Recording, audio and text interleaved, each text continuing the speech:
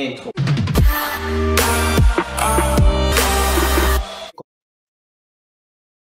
Bien. En ce qui concerne Dogecoin, je vais d'abord enlever ceci. Eh bien, nous voyons bien que avec le Doge, nous sommes en train de toujours former notre triangle descendant. Ça n'a pas changé. Ça n'a pas changé du tout. On est dans notre triangle descendant. OK? Ça, on a observé ceci depuis déjà au moins 3 semaines, 4 semaines, c'est plus trop. Depuis le début des émissions crypto trading. Depuis le début des émissions crypto trading, émissions assez récentes, mais très, très populaires. D'ailleurs, si vous aimez l'émission, lâchez-moi un like là. Explosez-moi le like et explosez-moi le bouton de partage. Si vous aimez cette émission, lâchez-moi des likes là et explosez-moi le bouton du partage là. Explosez-moi ça. Tuez-moi ça. D'accord? Tuez-moi le bouton partage là. Tuez-moi le bouton like. OK? Donc, Dogecoin, on a dit ceci. On reste dans le triangle descendant. OK? On peut voir que là, n'est-ce pas? On est venu toucher environ les 17 000 et on est remonté quasiment au cours de la même période que de la semaine passée, d'où on a expérimenté en fait les 20% de hausse quasiment, n'est-ce pas? Donc, si on compte par exemple ici, ça va faire 7 jours carrément. 1, 2, 3, 4, 5, 6, 7. Donc, depuis mercredi passé. OK? Depuis mercredi passé, on a fait cette hausse-là, puis un rejet. N'est-ce pas? La question, c'est est-ce qu'on est reparti pour venir tester encore les 1700, les 0,17? Voilà le lien, Nasser. Voilà le lien CryptoWatch. Clique dessus et tu verras les corrélations. OK?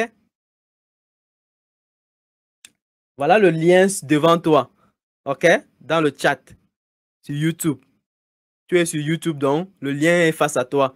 Clique dessus et puis tu verras les corrélations. Mais ne cliquez pas pour partir. Attendez, copiez ça, vous mettez à côté. Et puis après, vous allez cliquer. On reste d'abord concentré. On finit d'abord avec le live. Et puis, vous aurez l'occasion de naviguer sur cryptowatch.ch. OK? Donc, vous voyez qu'on est en train de continuer l'oscillation dans notre triangle descendant. OK? La question, c'est est-ce qu'on va continuer à descendre ici comme ça? Ou alors, on va devoir casser ceci pour monter et peut-être repartir pour la hausse, pour le bull run. De toute façon, on ne reste pas dans l'agitation de YouTube. On ne reste pas dans les agitations des réseaux sociaux.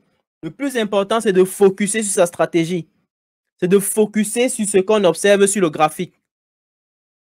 OK? On reste focus sur ce qu'on observe sur le graphique. D'accord? Donc, ce qui est important à comprendre ici, c'est que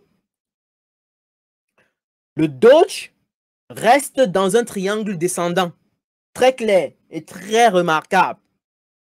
Et je pense que certains ont saisi d'abord l'opportunité dont on avait parlé plusieurs semaines à l'avance, la baisse-ci. Et je dis bravo encore pour ceux qui ont saisi cela.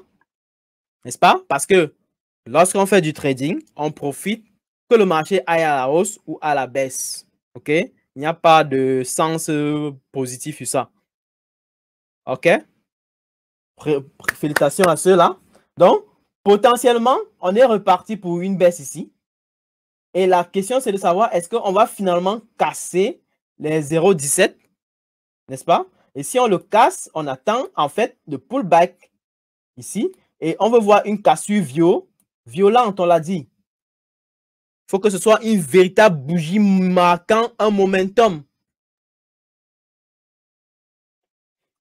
Et donc, du coup, on attend le pullback et puis on saisit maintenant. Est-ce que ça va aller jusqu'au 0,1? Je pense que ça peut aller jusqu'au 0,1 potentiellement. OK? Donc, si je saisis la vente ici, s'il y a cassure à la baisse et que le pullback se forme, je peux saisir cette vente-ci pour profiter jusqu'au 0,1. Ça, c'est mes objectifs. Maintenant, après, on doit observer. Ce n'est pas que parce que j'ai dit que tout le monde doit aller jumping. OK? Ce n'est pas parce que j'ai parlé que tout le monde doit aller sauter et dire que mieux je me positionne maintenant parce que ça va peut-être casser. Non, on ne sait pas. On doit observer le scénario se produire avant de décider. N'est-ce pas? On doit observer le scénario se produire. Pareil maintenant, scénario à la hausse. Si c'est qu'on casse à la hausse la ligne bleue, on doit attendre forcément le pullback pour éventuellement commencer à envisager les opportunités à la hausse. Ce sera peut-être reparti pour un bull run au-delà des 25 000. OK? Ouais, j'ai dit 25 000, 0,25, pardon. Au-delà des 0,25. Sorry about that. Donc, il faut envisager un pullback aussi avant de pouvoir profiter. Il faut toujours envisager ces scénarios-là parce que ça vous permet de voir comment le momentum est en train de revenir ou partir à la hausse. Comment la vague est en train de venir. C'est ça la raison d'être du pullback. Le pullback est comme les soldes. C'est un peu comme les soldes. Je vais acheter, le prix est en train de grimper, ça grimpe, je n'ai pas encore pris la décision. À un moment, c'est trop haut, je dis, ah, c'est pas le moment. C'est trop parti trop vite, n'est-ce pas? Et là, du coup, j'attends qu'il y ait des soldes. J'attends qu'il y ait solde, peut-être solde de 20%, c'est pas correct. Solde de 30%, c'est pas correct. Solde de 50%, je commence à réfléchir. Solde de 60%, je prends la décision. OK? Et là, du coup, je saisis et boum! On est parti pour l'achat ou la vente. OK? Donc, c'est les deux scénarios qu'on peut envisager. Donc, si je place mon trait ici, boum. Là, du coup, avec ça, je peux me permettre d'envisager ceci. Si on casse comme ça, on casse les 0,26 environ ou alors les 0,25, on attend le pullback. Et s'il y a le pullback, alors je saisis. N'est-ce pas? Un peu comme ça. Hop, comme ça. Donc, quand ça va former le pullback ici, je saisis là. Et puis, on est parti. D'accord? Bien. Ripple. Ripple, on voit bien que le Ripple est en train de tourner en rond dans ce petit range. Je vais placer rapidement là et là. OK? Vous pouvez voir que le Ripple est en train d'osciller tout simplement dans ce mini range, dans ces deux bandes-là. OK? Si le Ripple descend, parce qu'en réalité, on voit bien que on reste en fait dans cette zone d'équilibre partiel. Si on vient là en haut et on revient en bas, alors j'envisage une sortie ici. Si ça sort, j'attends le pullback et puis je saisis. OK? Si par contre, lorsqu'on remonte vers le haut, si on remonte vers le haut, bien sûr, c'est à surveiller. Si on remonte vers le haut, j'attends la cassure. S'il y a la cassure, j'attends le pullback et puis je saisis. OK?